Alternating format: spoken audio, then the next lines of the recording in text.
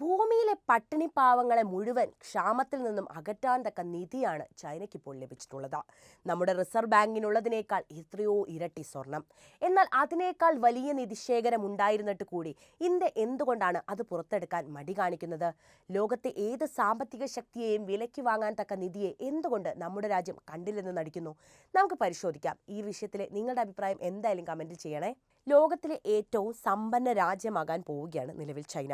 $83 billion ആസ്തിയുള്ള സ്വത്താണ് ചൈനയ്ക്ക് വന്നിപ്പോൾ ചേർന്നിരിക്കുന്നത്. കഴിഞ്ഞ കുറച്ച് വർഷങ്ങളായി സാമ്പത്തിക മാന്ദ്യം കുഴക്കിയ ചൈനീസ് സമ്പദ് വ്യവസ്ഥയ്ക്ക് അനുഗ്രഹമാകുകയാണ് പുതിയ നിധിശേഖരമെന്നാണ് പുറത്തുവരുന്ന റിപ്പോർട്ടുകൾ. ചൈനയുടെ ഭാഗ്യമറിഞ്ഞ് ഞെട്ടിയിരിക്കുകയാണ് ഇപ്പോൾ ലോകരാജ്യങ്ങൾ. എന്താണ് ആ വാർത്തയെന്ന് ആദ്യം തന്നെ പറയാം. ചൈനയിൽ 8300 കോടി US$ മൂല്യമുള്ള വമ്പൻ സ്വർണ്ണശേഖരം കണ്ടെത്തി കഴിഞ്ഞു. ചൈനയിലെ വടക്കുകിഴക്കൻ ഹുനാൻ പ്രവിശ്യയിലാണ് ഈ സ്വർണ്ണ നിക്ഷേപമുള്ളത്. 3 കിലോമീറ്റർ വരെ താഴ്ചയിലാണ് ഇവിടെ സ്വർണം കിടക്കുന്നത്. ലോകത്ത് മറ്റേതൊരു സ്വർണ്ണഖനിയേക്കാൾ കൂടുതൽ സ്വർണം ഇവിടെയുണ്ടെന്നാണ് ഗവേഷകർ പറയുന്നത്. രാജ്യാന്തര സ്വർണ്ണവിലയിൽ ചലനങ്ങൾ സൃഷ്ടിക്കാൻ പോലും ഈ സ്വർണ്ണഖനിയുടെ കണ്ടെത്തലിന് സാധിച്ചേക്കും. ലോകത്തിലെ ഏറ്റവും വലിയ സ്വർണ്ണശേഖരം ചൈനയിലെ ഹുനാൻ പ്രവിശ്യയിൽ കണ്ടെത്തിയതായിരുന്നു റിപ്പോർട്ട്. ഹുനാൻ പ്രവിശ്യയിലെ പിൻജിയാങ് കൗണ്ടിലാണ് 2 കിലോമീറ്റർ ആഴത്തിൽ 40 സ്വർണ്ണസിരകൾ ജിയോളജിക്കൽ ബ്യൂറോ കണ്ടെത്തി കഴിഞ്ഞത്. പിൻജിയാങ് കൗണ്ടിലെ വാങ്കു ഖനിയിലാണ് വൻ സ്വർണ്ണ നിക്ഷേപം കണ്ടെത്തിയിട്ടുള്ളത്. ചൈനയിലെ ഏറ്റവും നിർണായകമായ ഖനന കേന്ദ്രങ്ങളിലൊന്നാണ് വാങ്കു ഗോൾഡ് ഫീൽഡ്. ഈ ഭാഗത്തേക്ക് നടത്തിയ ഖനനത്തിലാണ് സ്വർണത്തിന്റെ വലിയ സാന്നിധ്യം കണ്ടെത്തിയിട്ടുള്ളത്. ഇത് 900 മെട്രിക് ടൺ കൈവശമുള്ള ദക്ഷിണാഫ്രിക്കയിലെ സൗത്ത് ഡീപ് ഖനിയെ മറികടക്കുന്ന സ്വർണ്ണശേഖരമാണ് ഹുനാൻ പ്രവിശ്യയിലെ പിൻജിയാങ് കൗണ്ടിൽ കണ്ടെത്തിയിരിക്കുന്നത് എന്നാണ് റിപ്പോർട്ടുകൾ. കണ്ടെത്തിയ സ്വർണ്ണശേഖരത്തിന്റെ ആകെ മൂല്യം ഏകദേശം 600 ബില്യൺ യുവാൻ, ഏകദേശം 7 lakh crore രൂപയാണെന്നാണ് south China morning report ചെയ്യുന്നത്. ഹുനാൻ പ്രവിശ്യയിലെ ജിയോളജിക്കൽ ബ്യൂറോ ഉദ്യോഗസ്ഥർ 2 കിലോമീറ്റർ താഴ്ചയിൽ സ്വർണ്ണ സാന്നിധ്യം കണ്ടെത്തിയതായി ചൈനീസ് മാധ്യമങ്ങൾ റിപ്പോർട്ട് ചെയ്തിട്ടുണ്ടായിരുന്നു. തുറന്ന പാറകളുടെ വിടവുകളിലും കല്ലുകളിലുമായി സ്വർണം കണ്ടെത്തിയതായി ഹുനാൻ ജിയോളജിക്കൽ ബ്യൂറോയിലെ സീനിയർ പ്രോസ്പെക്ടർ ചെൻ റൂലിൻ പറഞ്ഞു. ഓരോ മെട്രിക് ടൺ അയിരിലും ഏകദേശം 138 ഗ്രാം സ്വർണം ലഭിക്കുമെന്നാണ് സാമ്പിളുകളിൽ നിന്ന് ലഭിക്കുന്ന സൂചനയെന്നും അദ്ദേഹം കൂട്ടിച്ചേർത്തു. ആഴത്തിലുള്ള പാളികളിൽ കൂടുതൽ സ്വർണ്ണശേഖരം ഉണ്ടായിരിക്കുമെന്നാണ് ജിയോളജിസ്റ്റുകൾ പറയുന്നത്. തുരന്നെടുത്ത പാറകളിൽ പലതിലും സ്വർണത്തിന്റെ സാന്നിധ്യം കണ്ടെത്താനായെന്ന് ജിയോളജിസ്റ്റ് ചെൻ റൂലിൻ പറയുന്നുണ്ട്. നിലവിൽ കണ്ടെത്തിയതിലും വലുതായിരിക്കും സ്വർണ്ണശേഖരമെന്ന് അധികൃതർ വ്യക്തമാക്കി. സ്വർണ്ണശേഖരം കണ്ടെത്തിയ സാഹചര്യത്തിൽ പ്രദേശത്ത് സുരക്ഷയും ശക്തമാക്കി കഴിഞ്ഞിട്ടുണ്ട്. സ്വർണത്തിന്റെ സാന്നിധ്യം ചൈനയെ സാമ്പത്തികമായി വളരെയധികം ശക്തിപ്പെടുത്താൻ സാധ്യതയുണ്ട്. സ്വർണ്ണ വ്യവസായത്തിലടക്കം കരുത്തു കാട്ടാനാകും എന്നതാണ് മറ്റൊരു കാര്യം. ഏറ്റവും പുതിയ കണക്കുകൾ പ്രകാരം 2000 ടണ്ണിലധികം കരുതൽ ശേഖരം രാജ്യത്തിനുണ്ടെന്ന് ചൈന വ്യക്തമാക്കുന്നുണ്ട്. നിലവിൽ ലോകത്തിലെ മൊത്തം സ്വർണ്ണ ഉൽപ്പാദനത്തിന്റെ 10% ചൈനയിൽ നിന്നാണ്. കോവിഡ് പ്രതിസന്ധി മൂലം ചൈനയുടെ സമ്പദ് വ്യവസ്ഥ ദുർബലമാകുകയും ചൈനീസ് കറൻസിയുടെ മൂല്യം ഇടിയുകയും ചെയ്തിട്ടുണ്ടായിരുന്നു. വ്യാപാര മേഖലയിൽ ആഗോളതലത്തിൽ തിരിച്ചടിയും ഉണ്ടായി.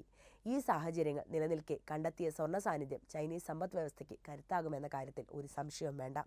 റിസർവ് ബാങ്ക് ഓഫ് ഇന്ത്യയുടെ കൈവശമുള്ള സ്വർണം എത്രയാണെന്ന് നിങ്ങൾക്കറിയാമോ? ആ സംഖ്യയേക്കാൾ എത്രയോ ഇരട്ടിയിൽ കൂടുതൽ സ്വർണമാണ് ചൈനയിൽ ഇപ്പോൾ കണ്ടെത്തിയിട്ടുള്ളത്. ചൈന സ്വർണ്ണ ഖനനം ചെയ്യാൻ ആരംഭിക്കുന്നതോടെ സ്വർണം കൈവശമുള്ള രാജ്യങ്ങളുടെ പട്ടിക ഒന്ന് പരിശോധിച്ച് നോക്കൂ. ഈ പട്ടികയിൽ ഇന്റർനാഷണൽ മോണിറ്ററി ഫണ്ടിനെ പോലും തോൽപ്പിച്ച് ഈ കൂട്ടത്തിൽ ജർമ്മനിയുടെ തൊട്ടരികെ സ്ഥാനം പിടിക്കാൻ ചൈനയ്ക്കാകും. ഇപ്പോൾ നമുക്ക് സ്വാഭാവികമായി തോന്നുന്ന ഒരു സംശയമുണ്ട്, അല്ലേ? ചൈന ലോകത്തിലെ തന്നെ വലിയ സാമ്പത്തിക ശക്തിയാണല്ലോ. ഈ സമ്പത്തിന് പുറമെയാണ് ഇപ്പോൾ പ്രകൃതി $83 ബില്യൺ വിലയുള്ള സ്വർണം കൂടി നൽകി കനിഞ്ഞ് അനുഗ്രഹിച്ചിട്ടുള്ളത്. ഇത് വല്ല പട്ടിണി പാവങ്ങൾക്കും കിട്ടിയില്ലെങ്കിൽ എത്ര നന്നായിരുന്നു എന്ന നമ്മുടെ കമ്മ്യൂണിസ്റ്റ് ചിന്ത ഇവിടെ പ്രവർത്തിച്ചേക്കാം. മാത്രവുമല്ല, ഇങ്ങനെയൊരു സംഭവം ചൈനയ്ക്ക് പകരം ഇന്ത്യക്ക് കിട്ടിയിരുന്നുവെങ്കിൽ എത്ര നന്നായേനെന്നും നമ്മൾ ചിന്തിച്ചേക്കാം. നമ്മുടെ ഈ ഭൂമിയിൽ സ്വർണം എവിടെയാണെന്നോ, പ്ലാറ്റിനം എവിടെയാണെന്നോ, രത്നം എവിടെയാണെന്നോ, യുറേനിയം എവിടെയാണെന്നോ എന്നൊന്നും തന്നെ നമുക്കറിയാൻ ഒരു വഴിയുമില്ല.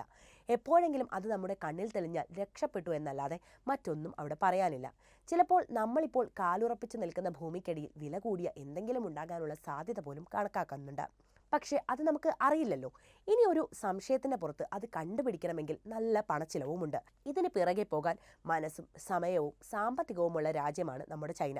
ഇന്നും ഭൂമിക്കടിയിലെ നിധി തേടി മനുഷ്യർ ചൈനയിൽ സഞ്ചരിക്കാറുണ്ട്. അതിന് ചൈനീസ് ഭരണകൂടം മികച്ച പ്രോത്സാഹനമാണ് നൽകുന്നത്. എന്നാൽ ഇന്ത്യയുടെ അവസ്ഥ ഇതല്ലല്ലോ. ചിലപ്പോൾ ഇന്ത്യയുടെ ഭൂമിക്കകത്തും പ്രകൃതി നിധി ഒളിപ്പിച്ചു വെച്ചിട്ടുണ്ടാകും. ചിലപ്പോൾ ചൈനക്കാരന്റെ കണ്ണ് തള്ളുന്നത്ര നിധി ഇവിടെ ഉണ്ടായേക്കാം. എന്നാൽ അത് കണ്ടെത്താൻ ഇന്ത്യ വേണ്ടത്ര ശ്രദ്ധിക്കാറില്ലെന്ന് മാത്രം. നമ്മുടെ രാജ്യത്തിന്റെ മുൻഗണനകൾ മറ്റു പലതുമാണ്. ഇനിയിപ്പോൾ ഇന്ത്യ അങ്ങനെ ഒരു ഉദ്യമനത്തിന് തയ്യാറായി എന്ന് തന്നെ ഇരിക്കട്ടെ. അപ്പോൾ എന്തായിരിക്കും സംഭവിക്കുക? ഉദാഹരണത്തിന് നമുക്കൊരു റിപ്പോർട്ട് കിട്ടി, രാജസ്ഥാന്റെ മണ്ണിൽ സ്വർണ്ണമുണ്ട് എന്ന കാര്യം. ഇതിന്റെ അടിസ്ഥാനത്തിൽ നമ്മൾ തിരച്ചിൽ തുടങ്ങി.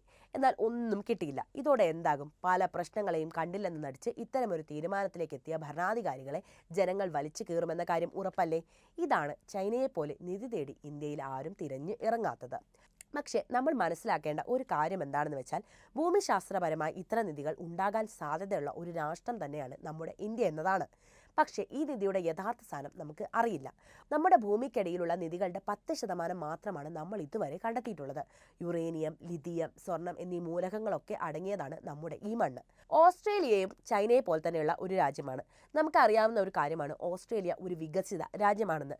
ആ വളർച്ചയിൽ ഒരുപാട് സംഭാവന ചെയ്തത് അവിടുത്തെ പ്രകൃതി വിഭവങ്ങൾ തന്നെയാണ്. അവർക്ക് വ്യക്തമായി അറിയാം എന്തൊക്കെ എവിടെയൊക്കെ മറഞ്ഞിരിക്കുന്നു എന്ന കാര്യം. ചൈനയും അതുപോലെ തന്നെ കോടികൾ മുടക്കിക്കൊണ്ടാണ് ചൈന ഈ നിധിയാത്ര നടത്തിയിട്ടുള്ളതും. ക്ഷമയോടെ കൺസിസ്റ്റൻ്റായി തന്നെ ഗോൾഡ് തേടി പോയത് കൊണ്ട് മാത്രമാണ് ചൈനയ്ക്ക് ഇത് കരസ്ഥമാക്കാൻ സാധിച്ചത്. അതിനുവേണ്ടി ചൈന എത്രയോ കോടികൾ നിക്ഷേപിച്ചിട്ടുമുണ്ട്. ഖനനം കാര്യമായി നടക്കാത്ത രാജ്യമായതുകൊണ്ട് തന്നെയാണ് ഇന്ത്യക്ക് ഈ വിഷയത്തിൽ അജ്ഞത വന്നത്. കാരണം നമ്മുടെ രാജ്യത്തിന്റെ ഭൂതകാലത്തോളം സമ്പന്നമാണ് മണ്ണിലെ നിധികളും. അതിന്റെ ഒടുവിലത്തെ ഉദാഹരണമായിരുന്നു വാസുകി ഇൻഡിക്കസ് എന്ന ലോകത്തിലെ ഏറ്റവും വലിയ പാമ്പിന്റെ ഫോസിൽ ഇന്ത്യയിൽ നിന്ന് കണ്ടുപിടിച്ചത്. ലോകത്തെ ഏറ്റവും വലിയ സ്വർണ്ണ ഉൽപ്പാദന രാജ്യമാണ് ചൈന. ആഗോള ഉൽപ്പാദനത്തിന്റെ 10% ഇവിടെ നിന്നാണ് വരുന്നത്. അതിനാൽ തന്നെ ഓസ്ട്രേലിയ, ദക്ഷിണാഫ്രിക്ക തുടങ്ങിയ രാജ്യങ്ങളിൽ നിന്നും ചൈന സ്വർണം ഇറക്കുമതി ചെയ്യാറുമുണ്ട്. സ്വർണ്ണ ഖനനത്തിന് രൂക്ഷമായ പാരിസ്ഥിതിക പ്രത്യാഘാതങ്ങളും ഉണ്ടാകാം. ഇതിന് മികച്ച ഉദാഹരണമാണ് കാലിഫോർണിയയിലെ സ്വർണ്ണവേട്ട.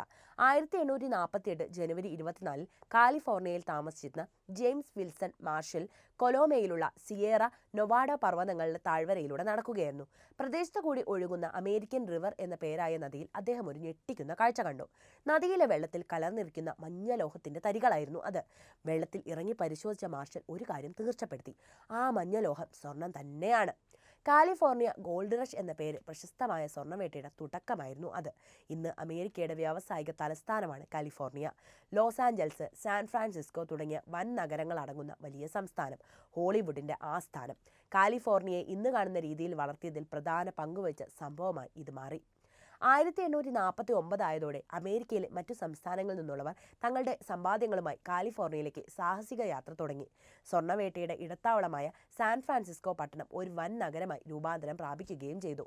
കാലിഫോർണിയയുടെ പരിസ്ഥിതിയെ ഇനിയൊരു തിരിച്ചുവരവില്ലാത്ത രീതിയിൽ ഈ ഭ്രാന്ത് പിടിപ്പിച്ച ഖനനം നശിപ്പിച്ചു കളയുകയാണ് ഉണ്ടായത്. ഖനികളിലേക്ക് വെള്ളം കൊണ്ടുവരാനായി സ്ഥാപിച്ച ഡാമുകളും മറ്റ് സംവിധാനങ്ങളും നദികളുടെ ഗതി വഴിതിരിച്ചുവിട്ടു. ഖനിയന്ത്രങ്ങളിലെ ഇന്ധന ആവശ്യത്തിനായി വനങ്ങൾ വെട്ടി നശിപ്പിക്കപ്പെട്ടു. എന്നാൽ വ്യാവസായികമായി നോക്കിയാൽ സ്വർണ്ണവേട്ട ലാഭവുമായിരുന്നു. 10 വർഷത്തിലധികം നീണ്ടുനിന്ന ഈ പ്രവൃത്തിയിൽ 3.5 ലക്ഷം കിലോയോളം സ്വർണ്ണമാണ് കുഴിച്ചെടുത്തത്. അപ്പോൾ ചൈനയിൽ ഇപ്പോൾ കണ്ടെത്തിയ നിധി എങ്ങനെയായിരിക്കും ചൈനീസ് സമ്പദ് വ്യവസ്ഥയെ ബാധിക്കാൻ പോകുന്നത്? നിങ്ങളുടെ അഭിപ്രായം എന്തു തന്നെയായാലും കമൻറ്റ് ചെയ്യുക. ഒപ്പം ഈ അറിവുകൾ എല്ലാവരിലേക്കും എത്താൻ വീഡിയോ ഒന്ന് ലൈക്ക് ചെയ്യാനും ഷെയർ ചെയ്യാനും പ്രത്യേകം ശ്രദ്ധിക്കുമല്ലോ.